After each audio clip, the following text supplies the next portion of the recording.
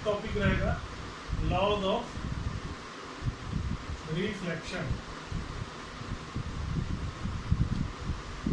ये बहुत इंपॉर्टेंट है इमेज ड्रॉ करने के लिए, ठीक है। रिफ्लेक्शन का जो इमेज होता है उसको ड्रॉ करने के लिए बहुत ज़्यादा इंपॉर्टेंट है।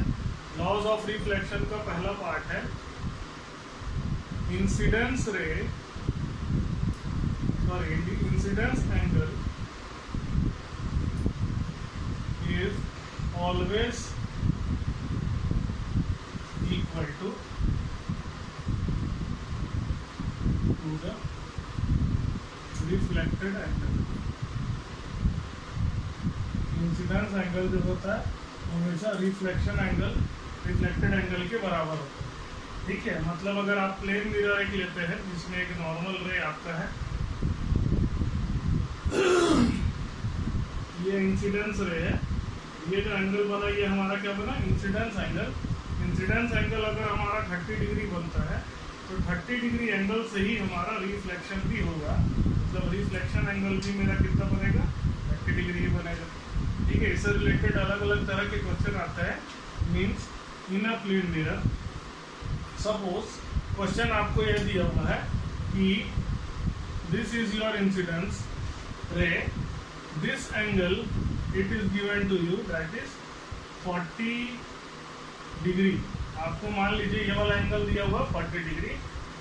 आपको क्वेश्चन में पूछ रहा है what is the value of angle I and angle R, what is the value of angle I and what is the value of angle R. Obviously दोनों के दोनों बराबर होंगे, तो ये जो है ये this angle plus this angle it is equal to 90 degree. If this is 40 degree then this angle will be a 50 degree, and we know that angle of incidence is equal to angle of reflection, so this angle will also be equal to 50 degree, ठीक है। Means आपको जो answer मिलेगा angle I is equal to 50 degree और angle R आपको क्या मिलेगा, ये भी आपको मिलेगा 50 डिग्री, ठीक है। अगर मान लीजिए आपको दूसरा कोई क्वेश्चन दिया हुआ है, it is given to you this angle it is equal to 30 degree. Question में दिया है what is angle made by surface with respect to incidence angle. ये आपका लाइन क्या है, ये सरफेस को रिप्रेजेंट करता है। हमें पता है एंगल ऑफ इंसिडेंस भी सेम आएगा 30 डिग्री, और लेकिन हम लोग को एंगल ऑफ इंसिडेंस नहीं पूछा है, angle made bye incidence angle with the surface. तो सरफेस से कितना एंगल बनाएगा, ये दोनों एंगल मिलाकर के कितने होते हैं 90 डिग्री, तो सरफेस से कितना एंगल बनाएगा, ये आपका बनाएगा 90 डिग्री, ठीक है। तो ये लॉ इस तरह से हम लोग को याद रहना चाहिए, always the angle of incidence is equal to angle of reflection. फिर नेक्स्ट लॉ में हम लोग आते हैं,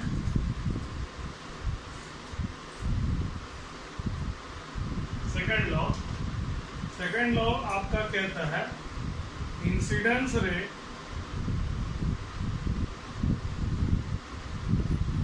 comma reflected ray and normal of the plane all lie, normal of the surface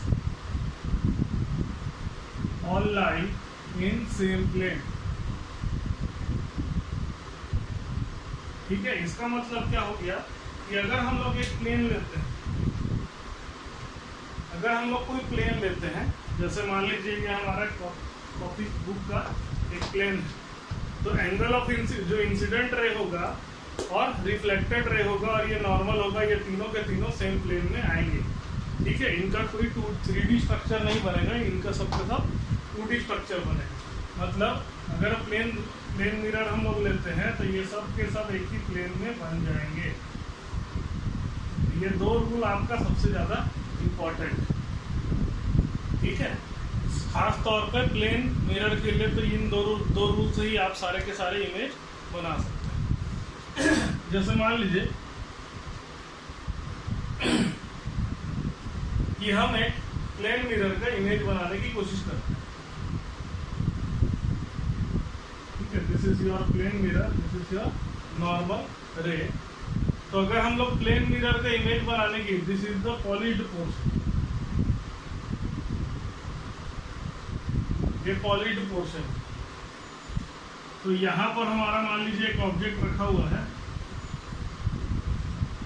तो ये ऑब्जेक्ट का एक रे सीधा जाएगा। ठीक है, तो सीधा जाएगा तो क्या होगा कि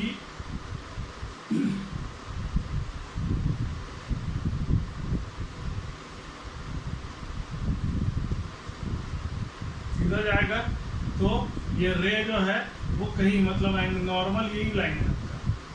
ठीक है, नॉर्मल यही लाइन है। तो यही लाइन होने के कारण से ये जो रे है इसी डायरेक्शन में वापस रिफ्लेक्ट हो जाएगा। क्यों इसी डायरेक्शन में रिफ्लेक्ट होगा? क्योंकि अगर इंसिडेंस रे का अगर एंगल देखें, नॉर्मल के साथ ये एंगल कितना बना रहा है 0 डिग्री, तो रिफ्लेक्शन होने के बाद एंगल कितना बनना चाहिए 0 डिग्री ही बनना चाहिए। तो इसलिए ये रिफ्लेक्ट होकर के वापस यहीं आ जाएगा। हरी बात समझ में? इसी तरह से अगर इस वाले पॉइंट को देखें तो इस वाले पॉइंट को भी हम लोग देखते हैं, तो ये रिफ्लेक्ट होकर, ये इंसिडेंस रे है, रिफ्लेक्ट होकर के वापस यहीं आ जाएगा। इसलिए आपका इमेज इसी तरह से बनेगा। इसलिए इमेज फॉर्म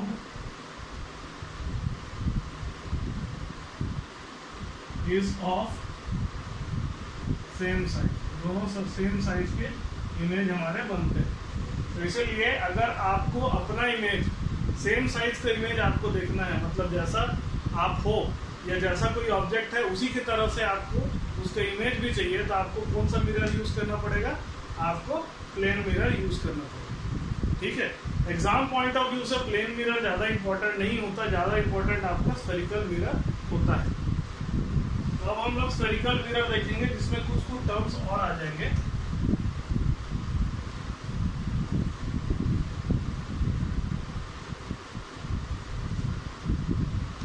नेक्स्ट हम लोग आते हैं स्फेरिकल मिरर्स।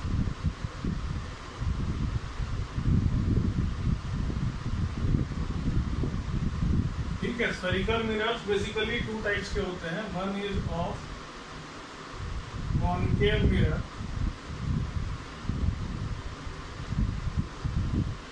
और सेकंड होता है आपका कॉन्वेक्स मिरर। कॉन्वेक्स मिरर, जो मिरर आपके एग्जाम पॉइंट ऑफ व्यू के लिए बहुत इंपॉर्टेंट है। कॉन्वेक्स मिरर और कॉनकेव मिरर बेसिकली क्या होता है, किसी भी एक सर्कल का एक छोटा सा पोर्शन होता है और उसके थ्रू ही हम लोग मिरर बना लेते हैं। मान लीजिए हम लोग एक सर्कल लेते हैं, इस सर्कल में मान लीजिए ये आपका सेंटर, वो एक सेंटर है। हम लोग 2 आर्क काटते हैं। जैसे मान लीजिए एक आर्क मैंने लिया AB, तो इस आर्क को अगर आप अलग से बना लेते हैं तो आपका आर्क ऐसा बनेगा कुछ इस तरह से, और आप इस पोर्शन को पॉलिश कर देते हैं। ठीक है, और मान लीजिए ये आपका यहाँ पर आता है सेंटर, मतलब आर्क से इतनी दूरी, आर्क के इस पॉइंट से इतनी दूरी पर आपका सेंटर आता है। ऑब्वियसली ये आपका क्या हो जाएगा, ये आपका हो जाएगा रेडियस, उस सर्कल का रेडियस हो जाएगा। तो इसको हम लोग बोलेंगे कॉनकेव मिरर, इसको हम लोग बोलेंगे कॉनकेव मिरर। ठीक है, कॉनकेव मिरर में जिसमें O को क्या कहा जाता है, O is called centre of curvature. O को हम लोग कहते हैं सेंटर ऑफ कर्वेचर। ठीक है, और यहाँ मान लीजिए इस पॉइंट को हम लोग बोल देते हैं P, तो P को हम लोग कहते हैं पोल, और OP मेरा क्या है, OP is called radius of curvature. OP को हम लोग कहेंगे रेडियस ऑफ कर्वेचर। और एक लाइन जो सेंटर ऑफ कर्वेचर और P से मिलता हुआ जाता है, मान लीजिए ये M है, तो MP, इस लाइन को और एक्सटेंड कर सकता हूँ मैं, MPS is called principal axis. MPS को हम लोग कहते हैं प्रिंसिपल एक्सिस। तो हम लोगों ने इस आर्क को लिया ए बी, तो हमको जो मिला ये हमको मिला कॉनकेव मिरर। अगर हम लोग आर्क मान लीजिए ये आर्क पी क्यू लेते हैं, तो पी क्यू को लेकर के हमारा एक और मिरर बन सकता है। ये इस तरह से मिरर बनेगा पी क्यू, जहां सेंटर ऑफ कर्वेचर यहाँ पर आएगा ओ। ये जो बीच वाला पॉइंट है इसको हम लोग बोलते हैं पी, एक लाइन जो इसको मिलाता है इसको हम लोग बोलेंगे प्रिंसिपल एक्सिस। तो अभी इस पोर्शन को अगर आप पॉलिश कर देते हैं तो ये हमारा क्या लाएगा, इसको कुछ और टर्म लेना पड़ेगा, एम ले लेते हैं, या इस रे का नाम बदल देते हैं, ये हमारा एम एन मान लीजिए। दूसरा हमारा आर्क है एम एन, बीच वाला पोर्शन आपका पी है। तो ये जो हमारा हो जाएगा ये आपका हो जाएगा radius of curvature, radius of curvature हो जाएगा, ठीक है। और इसको हम लोग क्या कहेंगे, इसको हम लोग बोलेंगे कॉन्वेक्स मिरर, ठीक है। अब यहां पर से हम लोग एक चीज समझते हैं, याद रखिए जो रेडियस ऑफ कर्वेचर का जो हाफ पॉइंट होता है, इसको मान लेता हूं मैं एफ लिख देता हूं, यहां पर भी रेडियस ऑफ कर्वेचर का हाफ पॉइंट हो जाता है एफ। तो ये एफ को हम लोग क्या कहते हैं, एफ इज कॉल्ड फोकस। इसका नाम फोकस क्यों पड़ा ये भी मैं बताऊंगा आपको। एफ को हम लोग बोलते हैं फोकस, ठीक है। तो एक ध्यान देने वाली बात यह है कि कॉनकेव मिरर में फोकस जो है वो पोल के लेफ्ट साइड में, और कॉन्वेक्स मिरर में फोकस जो है वो पोल के राइट साइड में, ठीक है। तो हमको जब आगे चल के कन्वेंशन चुनना पड़ेगा तो हम लोग देखेंगे कि in concave mirror focus is always taken as negative. तो जो भी डिस्टेंस हमारा पोल के लेफ्ट साइड में होता है उस सारे डिस्टेंस को हम लोग क्या बोलते हैं, नेगेटिव लेते हैं, उसको नेगेटिव लेते हैं। और जो भी डिस्टेंस हमारा पोल के राइट साइड होता है उन सारे डिस्टेंस को हम लोग पॉजिटिव में लेते हैं। तो इसीलिए आगे चल के जब हम लोग कन्वेंशन लेंगे तो हम लोग कॉनकेव मिरर के जो फोकस है उसको हम लोग नेगेटिव लेंगे और कॉन्वेक्स मिरर का जो फोकस है उसको पॉजिटिव कंसीडर करेंगे। तो इसका रीजन यही है क्योंकि ये जो कॉनकेव मिरर होता है उसका फोकस पोल के लेफ्ट साइड में मिलता है, और कॉन्वेक्स मिरर का फोकस जो है वो पोल के राइट साइड में मिलता है। And for sake of convenience all the distance towards the left is taken as negative and all the distance towards right is taken as positive, ठीक है। तो ये हमारा स्फेरिकल मिरर का इंट्रोडक्शन होगा, ठीक है, जिसमें अलग अलग टर्म्स हैं। टर्म्स को समझिए, O को कहा जाता है सेंटर ऑफ कर्वेचर, P को कहा जाता है पोल, O और P को जोड़ने वाली जो लाइन है इसको कहा जाता है प्रिंसिपल एक्सिस, और O और P के बीच वाले पॉइंट को हम लोग कहते हैं फोकस, ठीक है। अब हम लोग आते हैं कि how to draw the ray diagram for a spherical mirror. Spherical mirror में रे डायग्राम अगर हम लोग बनाते हैं तो हम लोग इसको कैसे देखते हैं, ठीक है। तो रे diagram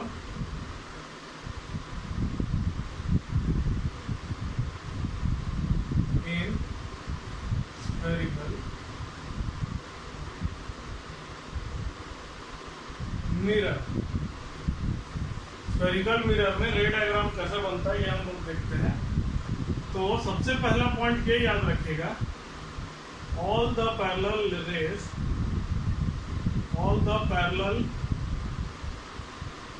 rays with principal axis will converge or diverge towards focus, ठीक है। इस पॉइंट का मतलब क्या है कि अगर हम लोग एक लेते हैं कॉनकेव मिरर, तो कॉनकेव मिरर में मान लीजिए ये आपका क्या है, प्रिंसिपल एक्सिस। तो प्रिंसिपल एक्सिस के पैरेलल में जितने भी रेज आते हैं ये सारे के सारे इंसिडेंट रे, ठीक है, ये सब के सब कन्वर्ज करेंगे फोकस की तरफ, कन्वर्ज करेंगे फोकस की तरफ।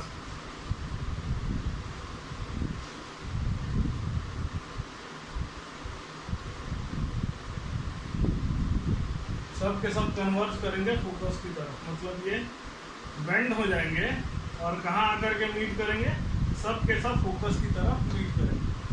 ठीक है, ये आपका कौन सा मिरर है, कॉनकेव मिरर। तो जहां पर बेंडिंग होता है, अंदर की तरफ बेंडिंग होता है, इसको बोलते हैं कन्वर्जन, कन्वर्ज टुवर्ड्स फोकस। ये सब के सब कन्वर्ज हो जा रहे हैं, फोकस की तरफ कन्वर्ज हो जा रहा है। ठीक है, तो यही इसीलिए इसको फोकस कहा जाता है, क्योंकि सारे के सारे एक पॉइंट पर आकर के मीट कर जाते हैं, इसी कारण से इसको क्या कहा जाता है, फोकस कहा जाता है। यही चीज अगर हम लोग कौन, ये सब हमारा हो रहा है फेनोमेना कॉनकेव मिरर में। अब हम लोग बात करते हैं नेक्स्ट कॉन्वेक्स मिरर में, कि कॉन्वेक्स मिरर में कैसा होगा। तो ये आपका मान लीजिए प्रिंसिपल एक्सिस है, ठीक है, यहाँ पर ये पॉलीड पोर्शन होता है कॉन्वेक्स मिरर में। तो एक रे जो पैरेलल जा रहा है, सारे के सारे पैरेलल रे यहाँ पर डाइवर्ज होंगे। डाइवर्ज होना मतलब ऊपर की तरफ जाना, फैलना। कोई भी रे जो है जो फैलता है उसको हम लोग बोलते हैं डाइवर्ज होना, और कोई भी रे एक जगह आ जाता है, इसको हम लोग बोलते हैं कन्वर्ज होना। ठीक है, तो इकट्ठा हो जा रहा है रे, इसलिए कन्वर्जन, यहाँ पर रे फैल रहा है इसलिए डाइवर्जन।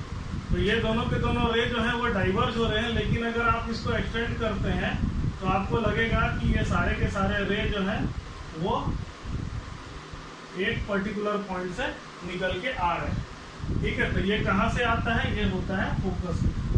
ठीक है, तो कोई भी रे पैरेलल आप बनाएंगे तो आप इस लॉ को फॉलो करिएगा कि ये या तो अगर कॉनकेव मिरर होगा तो फोकस की तरफ कन्वर्ज करेगा, और अगर ये कॉन्वेक्स मिरर होगा, कॉन्वेक्स मिरर होगा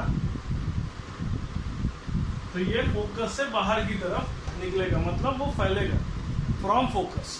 ठीक है, चलिए नेक्स्ट पॉइंट में हम लोग आते हैं।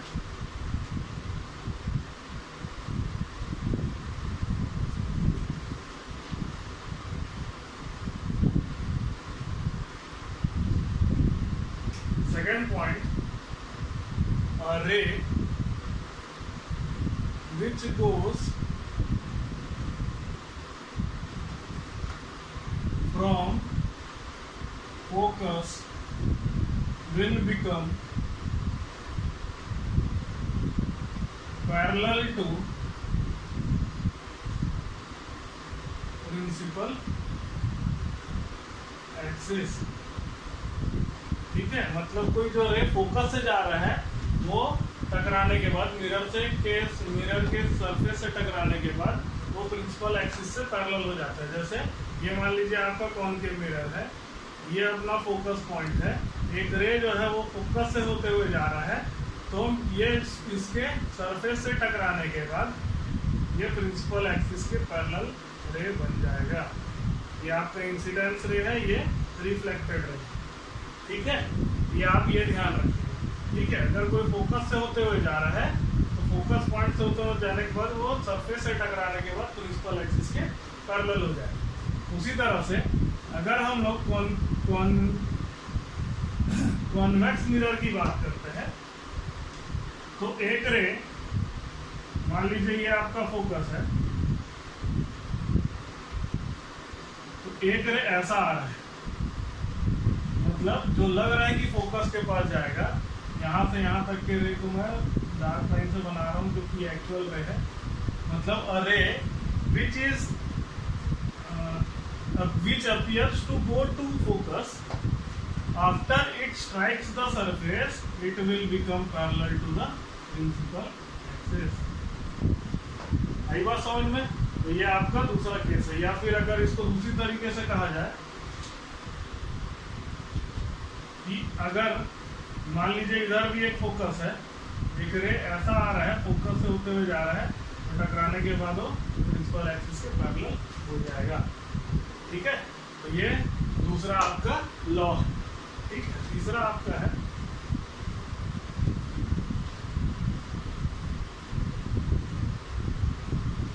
लॉ है आपका रे which goes through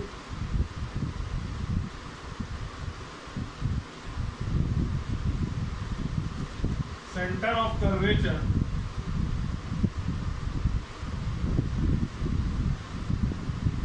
will rebound back to follow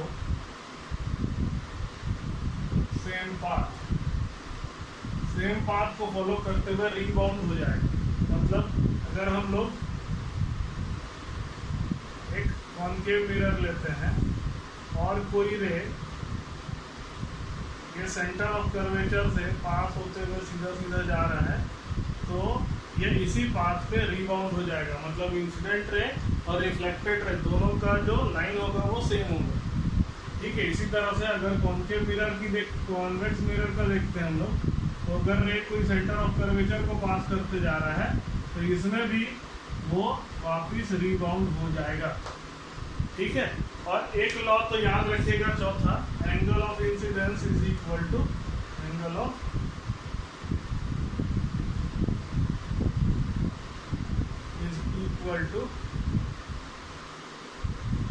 angle of reflection. ये 4 पॉइंट हम लोग याद रखेंगे तो हमारा जितना भी जो इमेज है वो बनाना बहुत ही आसान हो जाएगा, ठीक है। और उसके बाद हम लोग उससे रिलेटेड कन्वेंशन वगैरह भी अच्छे से समझ पाएंगे। तो ये 4 लॉ आप लोग अपने दिमाग में अच्छे से रखिए। नेक्स्ट क्लास में हम लोग जितने भी इमेज फॉर्मेशन है वो किस तरह से करना है वो देखेंगे, और जो मिरर फॉर्मूला आएगा, एक मिरर फॉर्मूला को किस तरह से यूज करना है, सारे कन्वेंशन वगैरह को हम लोग नेक्स्ट क्लास में देखेंगे। Thank you.